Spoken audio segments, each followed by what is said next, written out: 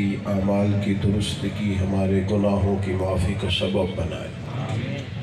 ہم صبح سے لے کر شام تک اور شام سے صبح تک زندگی کے ایام گزار ہم کسی بندے پر کوئی اعتراض کرتے ہیں، وہ ہمیں کلیئر کرتا ہے تو ہم کہتے ہیں چلو اگنو بھی داسو بڑی 6 مہینے پہلا گل ہوئی تھی۔ او بھائی تو نے جو اختلاف کیا تھا جواب دے دیا، آپ تو سینہ کھلا کر کشادہ کر۔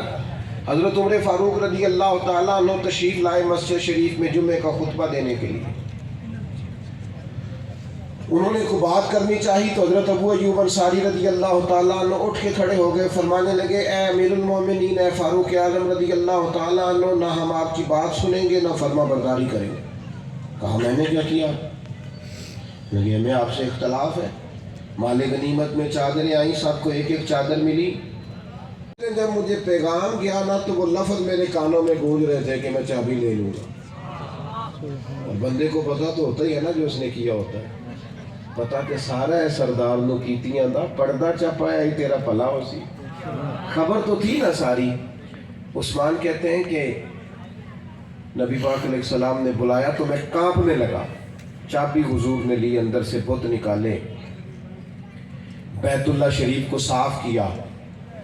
اب حضور نے پھر بلایا، آپ توجہ فرمائیں، میں کہہ چکا ہوں کہ نبی پاک صلی اللہ تعالیٰ علیہ وسلم کو شدید تکلیف تھی اس بات کی، اس وقت بڑا دل چاہتا تھا محبوب کا کہ بیت اللہ شریف کی زیارت کریں، نہیں دی انہوں نے چابی۔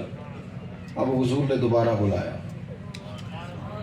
عثمان کہتے ہیں میں دوبارہ آیا اور میرے گویا ذہن میں یہ خیال تھا اب سزا ملے گی، چابی تو محبوب لے چکے، اب سچو کہ میں نے جو جرم کیا تھا سزا والا تھا، لیکن یہ حضور کا قلب اطہر ہے۔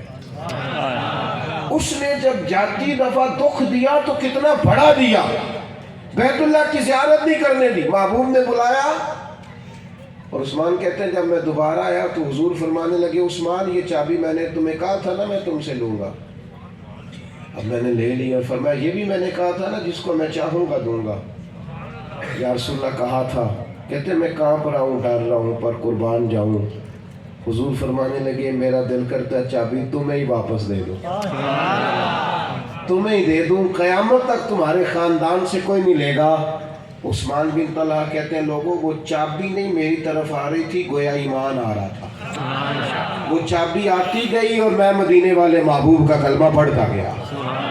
دل اتنے ہمارے تنگ ہو گئے چھوٹی چھوٹی باتوں میں۔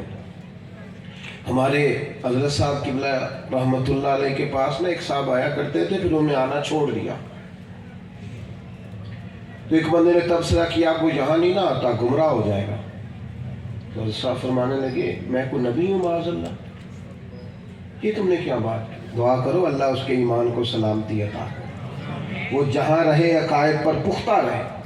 چھوٹی چھوٹی باتوں میں، ذرا سی باتوں میں عداوت کو یار اختلاف رائے ہو جاتا ہے، عقیدہ پختہ ہونا چاہیے۔ اس کے باوجود اگر فروع میں کبھی اختلاف ہو جائے تو لوگوں کے بارے میں اپنے دلوں کو سخت نہ کریں۔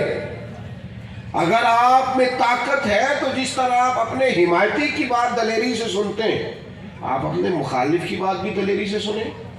اور دوسری بات میں آپ سے عرض کروں گا کسی سے بھی اختلاف کریں تو اختلاف دلیل کی حد تک ہو، دلیل مل جائے تو اختلاف ختم۔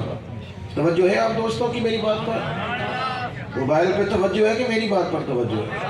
اللہ آپ کو سلامت رکھے۔ جنہوں نے موبائل پہ توجہ ہے وہ ہاں نہ ہی نہیں کر دے، کیونکہ وہ پکے نہیں، کہ تھوڑی دیر پہلے پہ سنے ہیں پہ جھوٹ نہیں بولنا، لہذا ہاں نہ ہی نہیں کرتے ہم، جدھر ان کی توجہ ہے۔ ایک ڈاکٹر صاحب نے لکھا ہے پچھلے دنوں کہ آج کل لوگوں کی نیند نہیں پوری ہوتی اور وہ بیمار ہوتے ہیں، کیوں بھلا نہیں ہوتی؟